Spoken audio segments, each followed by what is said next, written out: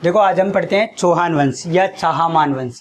देखो चाहमान वंश को चौहान वंश इसलिए कहते हैं क्योंकि एक झील है ये। कौन सी झील है ये? सांबर, सांबर झील जयपुर में है। नमक खारे पानी की सबसे बड़ी झील है राजस्थान की। देखो इसके चारों ओर एक जाति का उद्भव हुआ जिसका नाम क्या है? चौहान। क्यों हुआ? देखो चारों ओर से बना है चौहान, इसीलिए चाहमान वंश को ही क्या कहते हैं? चौहान वंश। दूसरी चीज इसकी उत्पत्ति।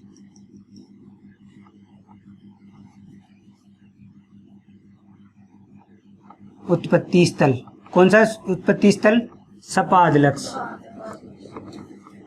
या उसी का ही दूसरा नाम शाकंभरी, और इसी का ही अभी वर्तमान में नाम है सांबर। और इसकी राजधानी क्या थी उस टाइम? अहिच्छत्रपुर नागौर। नागौर का पुराना नाम, नागौर का पुराना नाम। देखो वर्तमान में एक प्रदेश है, वर्तमान में नहीं है, पहले ही था जांगल प्रदेश, बीकानेर वाले एरिया को कहते हैं। उसी की भी राजधानी अहिच्छत्रपुर नागौर, ये ध्यान रखना है। दूसरा उत्पत्ति के संदर्भ में बताया गया है। उत्पत्ति के संदर्भ में पहला जो सिद्धांत है वो कौन सा है? अग्निकुंड, अग्निकुल या अग्निकुंड। कौन सिद्धांत? इसका समर्थन किसने किया था? चंद्रप्रदाय ने। फर्स्ट समर्थन चंद्रप्रदाय ने।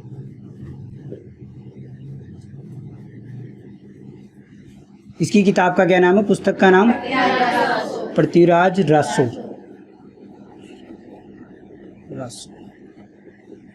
पूरा किसने किया था? इसके पुत्र, इसके डॉटर या सन?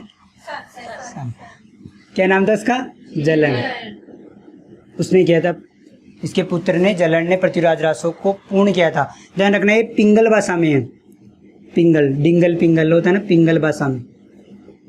ये ग्रंथ किस भाषा में है? पिंगल भाषा में, ध्यान रखना है। दूसरी चीज, दूसरा कौन था? दूसरा सूर्यमल मिश्रण।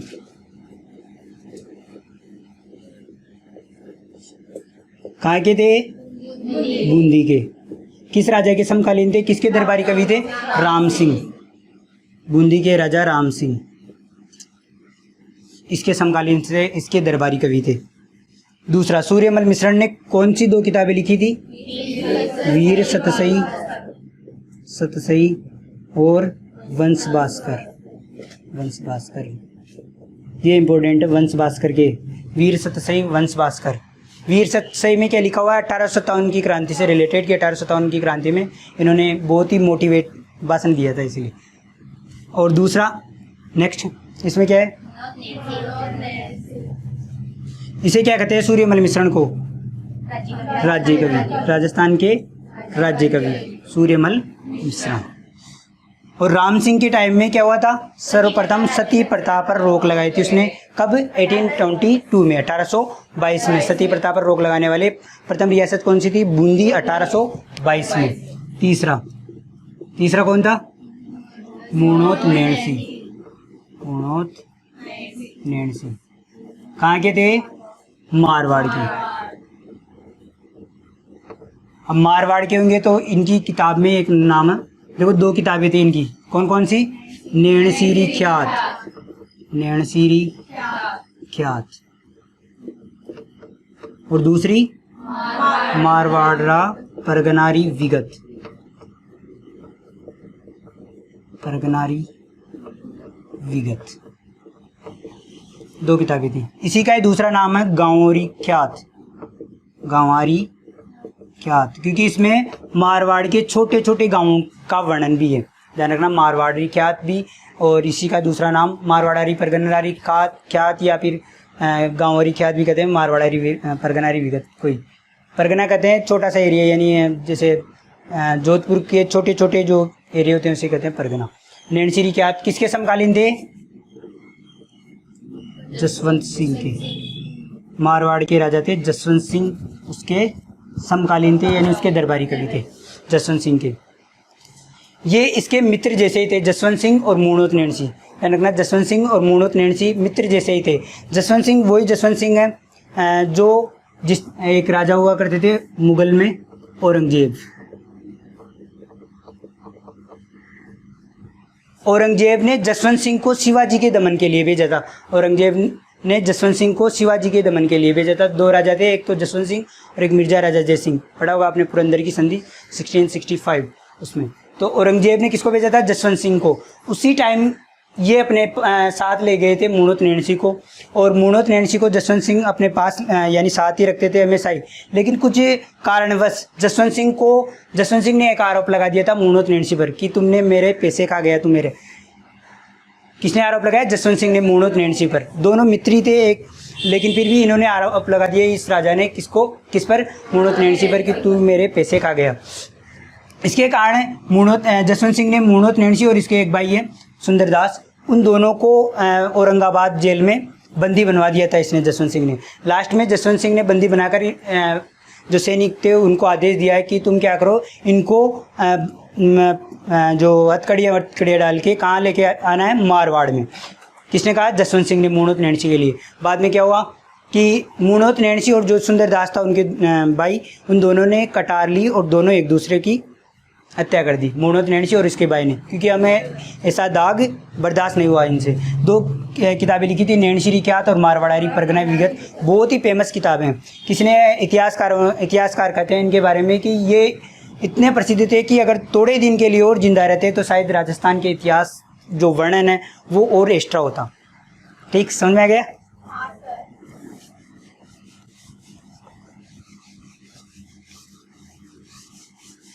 और ध्यान रखना, मूणोत नैणसी को क्या कहते हैं? राजपुताने का अबुल फजल।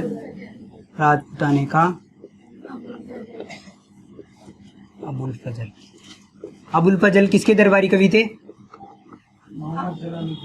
हाँ, अबुल फजल किसे कहते हैं? मूणोत नैणसी। किसके दरबारी कवि थे? क्या लिखा था इसने अबुल फजल ने? अकबरनामा। और इसी अकबरनामा का तीसरा जिल्द क्या है? आयने अकबरी, है ना। अकबरनामा अबुल फजल ने लिखा था। अबुल फजल की हत्या भी इसी प्रकार हुई थी। देखो, अकबर था, अकबर का बेटा का नाम जहांगीर, सलीम जिसे कहते हैं जहांगीर। इस जहांगीर ने, देखो जहांगीर विद्रोह कर देता है अकबर के खिलाफ। तो अकबर ने किसको भेजा था? अबुल फजल को भेजा था इस विद्रोह को दबाने के लिए। जहांगीर के विद्रोह को दबाने के लिए अबुल फजल को भेजा था। जहांगीर ने, एक शासक है वीर सिंह बुंदेला की सहायता से जहांगीर ने किसको मरवा दिया था? अबुल फजल को। इसलिए, और अबुल फजल ने सबसे फेमस किताब लिखी थी अकबरनामा, अकबर के कहने पर लिखी थी क्योंकि अकबर तो अनपढ़ था। इसी प्रकार मूणोत नैणसी ने कौन सी किताब लिखी है? नैणसी रिक्यात और मारवाड़ा परगना विगत, जो मारवाड़ रियासत की सबसे फेमस किताब है। ठीक,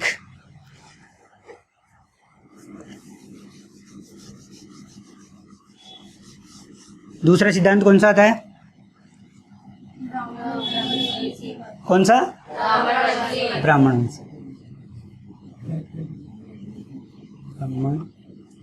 सिद्धांत कि चौहानों की उत्पत्ति किससे हुई है? ब्राह्मणों से हुई है। इनमें फर्स्ट कौन है? किसने कहा था ये? डॉक्टर दशरथ शर्मा। कौन सी किताब लिखी थी इन्होंने? The early Chauhan dynasty. The early Chauhan dynasty.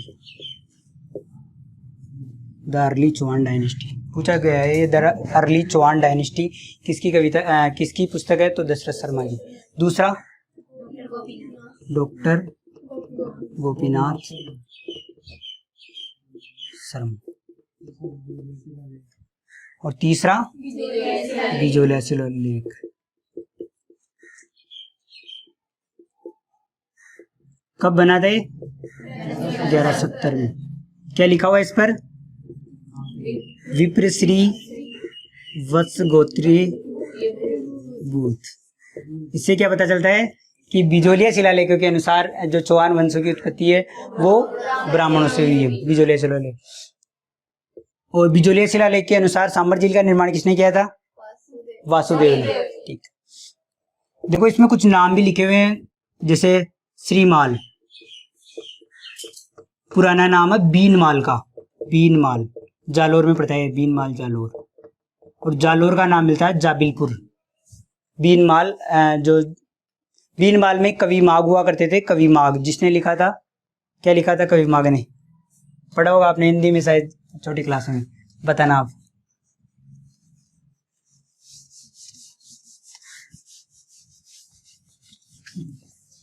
और तीसरा, हाँ उसी में एक कायम का रासो इसी ने कहा था, ब्राह्मण वंशी में कायम का रासो। और नेक्स्ट कौन सी उदाहरण है? सूर्यवंशी।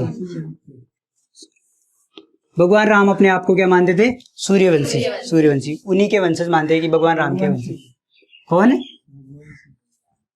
हाँ हाँ, और रघुवंशी, रघुवंशी तिलक है ना, कछुआ वंश को भी कहते हैं रघुवंशी तिलक। अभी ध्यान दें। हाँ अरे समाज से रिलेटेड कौन है? अध्ययन दो एक मिनट है ना। देखो फर्स्ट फर्स्ट कौन है सूर्यवंशी में? जयानक भट्ट। क्या लिखा था इसने? पृथ्वीराज विजय। जैसे जयानक। और सेकंड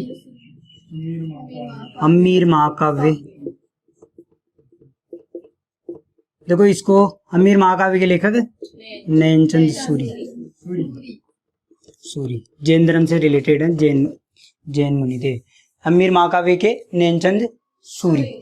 देखो कैसे याद करना है, काव्य काव्य लिखते समय हमारी आंखों का पूरा ध्यान रखना पड़ता है, यानी आंखों को कंसंट्रेट करना पड़ता है, इसलिए नैन, नैन का मतलब आंखों। जे से जयानक। और तीसरा अमीर रासो। अमीर रासो किसने लिखा था? अमीर रासो 13वीं सदी में तो सारंगधर, और 18वीं सदी में जोधराज ने। और नेक्स्ट सुरजन चरित्र। सुरजन चरित्र किसने लिखा था? चंद्रशेखर ने। किसी के भी चरित्र के बारे में कौन लिखेगा? जो महान होगा, यानी चंद्रशेखर आजाद।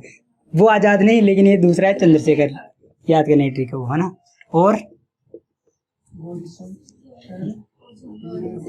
ओझा, गौरी शंकर हीराचंद ओझा। इसने एक किताब लिखी थी राजपूताना। कहाँ के थे गौरी शंकर हीराचंद ओझा? रोएडा। रोएडा कहाँ है? सिक्कर में। और राज्य पुष्प कौन सा है? रोएडे का फूल, रोएडा नहीं। और नेक्स्ट उदाहरण थर्ड आएगा या फोर्थ आएगा? फोर्थ इंद्र के वंशज।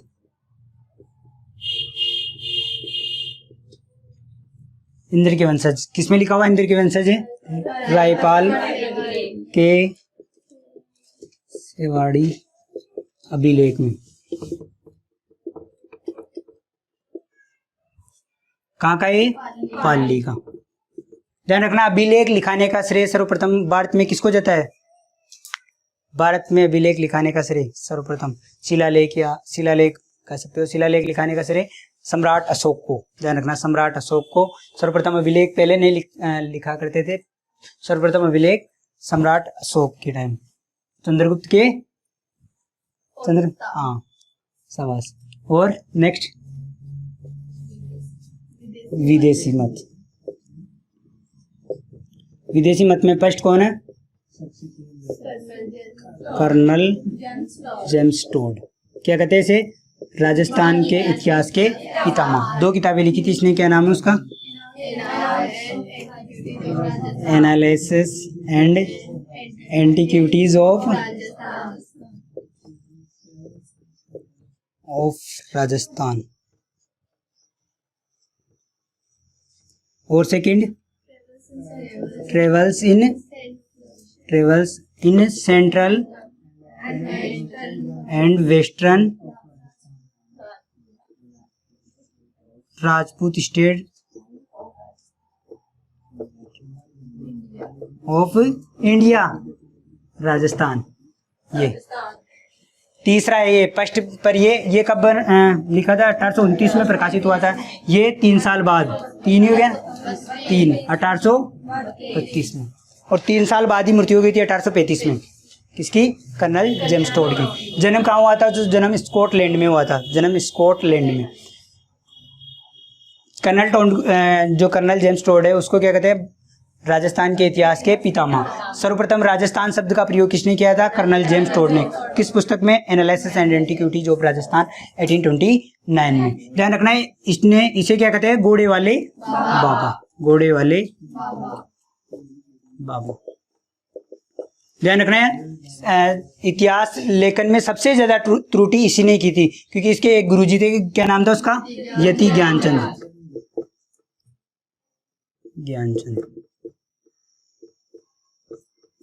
उनकी देखरेख में इन्होंने क्या किया था? दोनों किताबों का लेखन किया था। घोड़े वाले बाबा कहते हैं कहाँ के पॉलिटिकल एजेंट थे? मेवाड़ के। कहाँ के पॉलिटिकल एजेंट थे? मेवाड़ के। देखो पॉलिटिकल एजेंट किसे कहते हैं? जो गवर्नर जनरल, देखो अंग्रेजों के टाइम में हुआ करता था सबसे ज्यादा हेड गवर्नर जनरल, जी। और उसके बाद प्रत्येक रियासत में एक पॉलिटिकल एजेंट छोड़ा करते थे वो, और वो पॉलिटिकल एजेंट कौन है? कर्नल जेम्स टोड थे, मेवाड़ के। दूसरी चीज, इन्होंने 2 किले बनाए थे, ये भी इंपॉर्टेंट है, ध्यान रखना। सब किले बना रहे थे, हिस्ट्री पढ़ी इन्होंने, हिस्ट्री देखी तो पता चला कि सब किले बना रहे, तो मैं भी क्यों ना 1-2 किले मैं भी बना के जाऊं। तो इन्होंने 2 किले बनाए थे, एक तो टोडगढ़, एक भीमगढ़। टोडगढ़ और भीमगढ़। टोडगढ़ ब्यावर तहसील में पड़ता है, लास्ट में अजमेर का एक हिस्सा है, अजमेर के जस्ट नीचे थोड़ा सा एक हिस्सा है, वहाँ पर टोडगढ़ और भीमगढ़ 2 किले हैं। टोडगढ़ वर्तमान में खंडहर ही मिलेंगे इनके, देखो हम अच्छा जो है ना, टोडगढ़ और भीमगढ़ ब्यावर तहसील में, दोनों ही अजमेर में ही है। अजमेर, दोनों ही अजमेर। टोडगढ़ कहाँ है? अजमेर में। प्रश्न पूछा गया है टोडगढ़ कहाँ है? अजमेर। घोड़े वाले बाबा कहते हैं, एनालिसिस एंटीक्विटीज ऑफ राजस्थान कहते हैं, यति ज्ञानचंद कहते हैं 1822 में।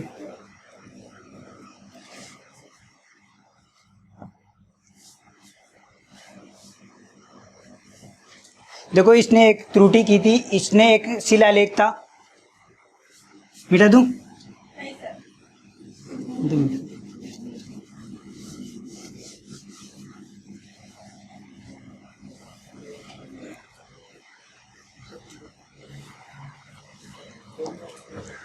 देखो एक शिलालेख था, मानमोरी का शिलालेख, मानमोरी शिलालेख। जो कहानी का रूप में समझे, ध्यान दो। देखो मेवाड़ का राजा थे उस टाइम थे कर्नल जेम्स टोड, यानी मेवाड़ राजा के अधीन काम करते थे।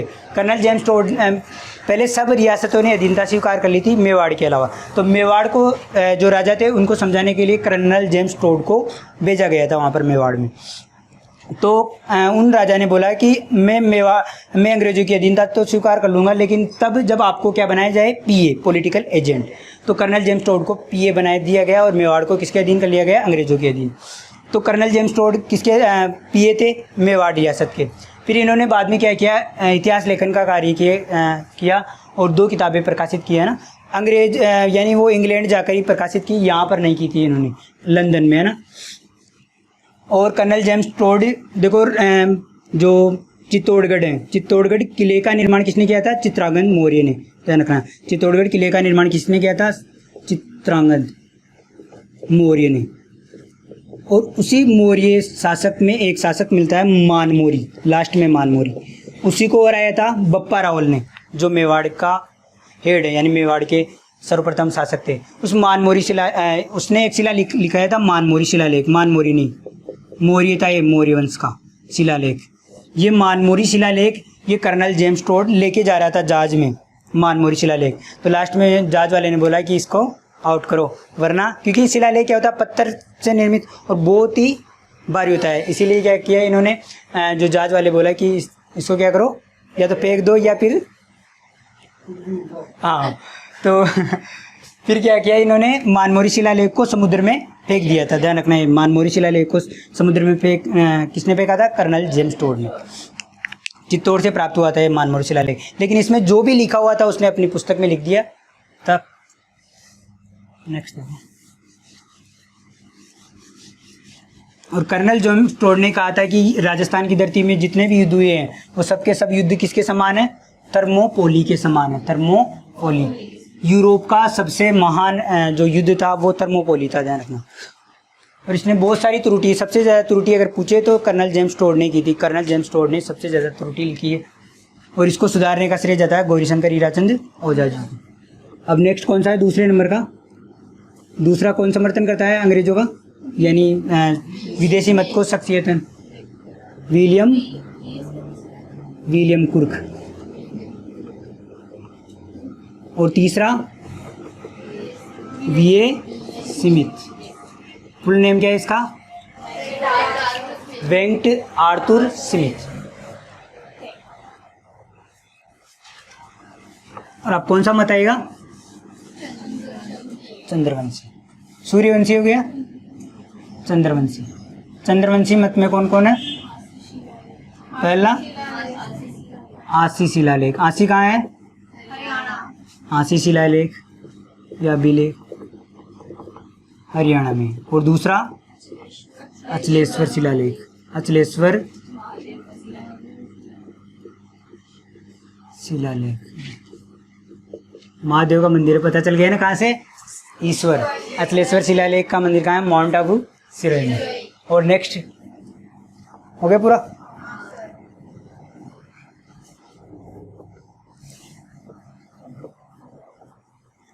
उत्पत्ति स्थल कौन सा है? सपादलक्ष या सांबर, जिसकी राजधानी क्या थी? छत्रपुर। वो कर दी। देखो सर्वप्रथम राजा कौन थे? वासुदेव चौहान।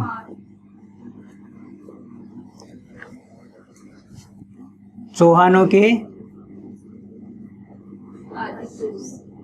के आदि पुरुष। आदि का मतलब आदि पुरुष या मूल पुरुष कौन थे? वासुदेव चौहान। क्या क्या क्वालिटी वासुदेव चौहान को? 551 ईस्वी में चौहान वंश की नींव रखी थी। कहाँ लिखी? सपादलक्ष में, सांबर में। किसने रखी थी? वासुदेव चौहान ने। किसके सामंत थे? गुज्जर प्रतिहारों के सामंत थे। गुज्जर प्रतिहार वंश के जो शासक थे उनके सामंत थे, यानी उनके अधीन होकर काम करते थे। और तीसरा बिजोलिया शिलालेखों के अनुसार सांबर झील के निर्माणकर्ता कौन है? वासुदेव चौहान। बिजोलिया शिलालेख के अनुसार जो कौन सी झील है? सांबर झील, राजस्थान की सबसे बड़ी खारे पानी की झील। और नेक्स्ट गोपष्ट हो गए पूरे इसके। नेक्स्ट आ जाते हैं गोपष्ट। ध्यान रखना इसने शाकंभरी माता का मंदिर भी बनाया था। शाकंभरी माता का मंदिर किस झील के किनारे? ये कौन सी झील है? सांबर झील। इसके पास में एक मंदिर बनवाया था जिसका क्या नाम है? शाकंभरी माता का मंदिर, जिसे क्या कहते हैं? देवयानी या तीर्थों की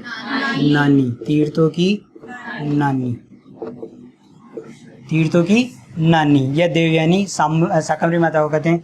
किसकी कुलदेवी है? चौहान वंशों की कुलदेवी।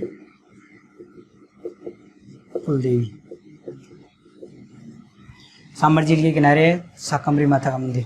एक फिल्म है पीके, वो भी यहाँ पर ही शूट हुई थी। पीके ट्रेन का सीन शाकंभरी माता के पास, देख देखो। और दूसरा राजा गोपष्ट, गोविंद राज भी कह देते हैं इसे कभी कभी। गोपष्ट क्या किया था? गोपष्ट ने अर्शनाथ मंदिर का निर्माण किया था। मंदिर का निर्माण कहाँ किया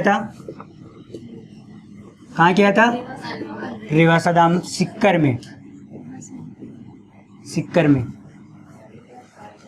अर्शनाथ मंदिर का निर्माण सिक्कर में किसने किया था? गोपष्ट ने किया था।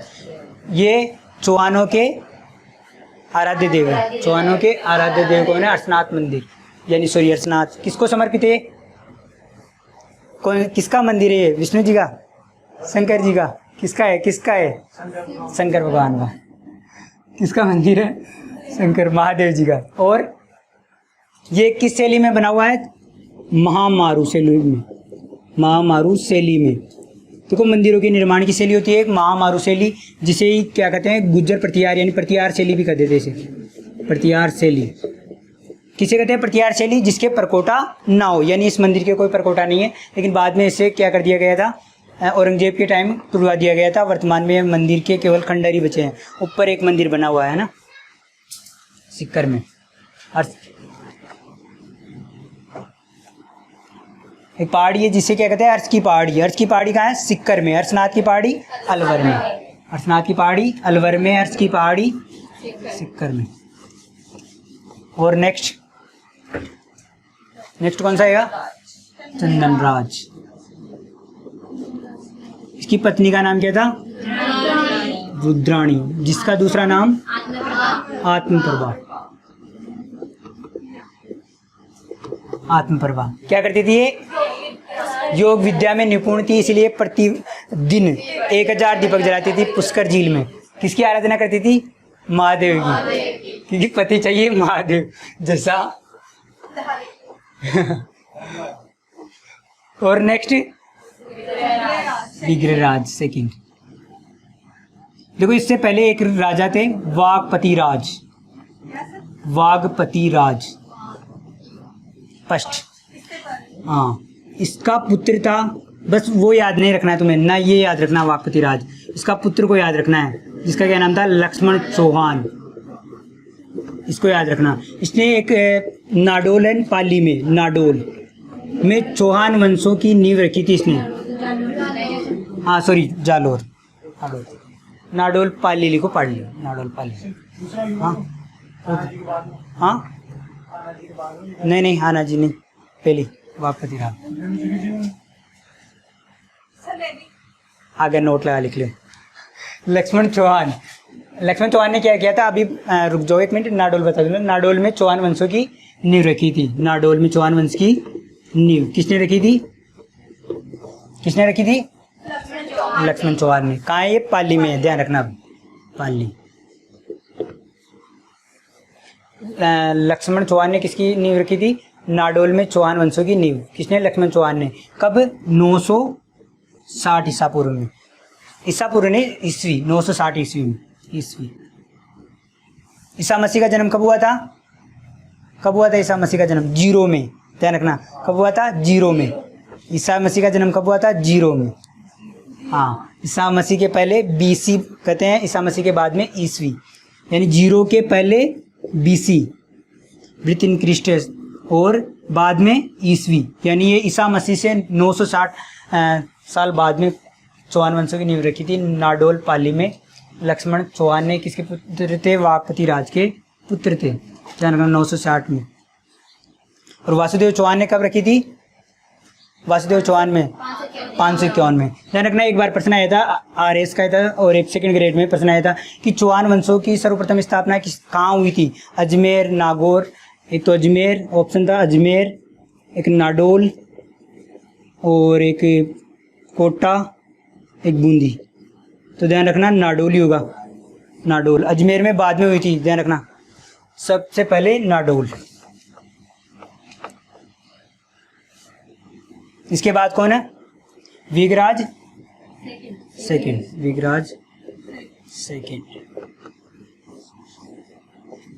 विगराज सेकंड ने क्या किया था? आशापुरा माता का मंदिर।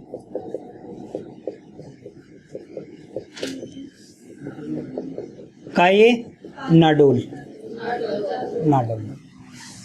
आशापुरा माता का मंदिर नाडोल में है। क्या ये? नाडोलों के जो वंशज हैं उनकी कुल देवी है। नाडोल के चौहान वंशों की कुल देवी है कौन? आशापुरा माता का मंदिर, यानी आशापुरा माता। और नेक्स्ट ध्यान रखना, विगराज चतुर्थ को एक उपाधि दी थी विगराज सेकंड को मतंगा। याद रखना, इसका नाम मिलता है। और इसका प्रश्न है, विगराज सेकंड की उपाधि कौन सी है? मतंगा। मतंगा कहते हैं इसे, मतंगा उपाधि इसकी विगराज सेकंड की, मतंगा। पतंगा नहीं, क्या, मतंगा। और नेक्स्ट पृथ्वीराज पष्ट। पृथ्वीराज पष्ट क्या किया था इसने? पृथ्वीराज पष्ट ने, इसने कुछ नहीं किया। इसके काल में क्या, अटड़ ने जीर्ण माता का मंदिर बनाया था। जीर्ण माता का मंदिर कहाँ है ये? सिक्कर में। किसकी कुलदेवी है? सिक्कर के चौहान वंशों की कुलदेवी है जीर्ण माता। जीर्ण माता का मंदिर है एक पहाड़ी पर, उसके जस्ट नज़दीक पहाड़ी पर, हर्ष की पहाड़ी पर किसका मंदिर है? हर्षनाथ का। दोनों भाई बहन थे, कौन थे? जीर्ण माता और हर्ष केवल, दोनों ही भाई बहन थे। देखो एक झगड़ा हुआ था, बता रहा हूँ क्या कहानी इसकी, जीर्ण माता और हर्ष की। जीर्ण माता का मंदिर कहाँ है? सिक्कर में, एक पहाड़ी पर जीर्ण माता और एक पहाड़ी पर हर्ष। देखो जीर्ण माता और हर्ष को, जीर्ण माता का दूसरा नाम मिलता है जयंती माला, बचपन का नाम जयंती माला, ध्यान रखना। और सबसे राजस्थानी साहित्य में सबसे लंबा गीत किसका है? जीर्ण माता का। सिक्कर के चौहानों की कुलदेवी। और जीर्ण माता, देखो जीर्ण माता और हर्ष दोनों क्या थे? भाई बहन थे। एक बार क्या हुआ था, जीर्ण माता और इसकी भाभी, यानी कौन थी वो? हर्ष की पत्नी। दोनों क्या कर रहे थे? दोनों कुएं से पानी लेकर आ रहे थे। दोनों कौन कौन? जीर्ण माता और उसकी भाभी जी जो थी, नाम छोड़ो, हर्ष की पत्नी, दोनों ही। और इन्होंने शर्त रख दी बातों बातों में कि सर्वप्रथम जो गड़ा है वो कौन उतारेगा सर्वप्रथम, यानी किसका उतारेगा? या तो भाभी का या पत्नी का। सिंपल सा लॉजिक है, किसका उतारेगा वो? पत्नी का। तो उसने क्या कर दिया? क्या हुआ?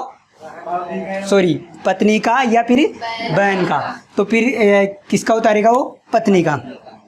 तो जीर्ण माता और इसकी जो हर्ष की पत्नी थी, उन्होंने शर्त रख दी कि पहले जिसका उतारेगा वो ही जिससे ही वो सबसे ज़्यादा प्रेम करता है। तो किसका उतारा उसने? पत्नी का। तो फिर बाद में क्या हुआ? जीर्ण माता गुस्से से नाराज होकर एक पहाड़ी पे चली गई और आराधना करने लग गई। उसके पीछे पीछे कौन है? हर्ष भी उसके पास वाली पहाड़ी पर आराधना करने लग गए। वो वहाँ पर और ये यहाँ पर, इसीलिए इनका मंदिर नज़दीक नज़दीक है। समझ में आई?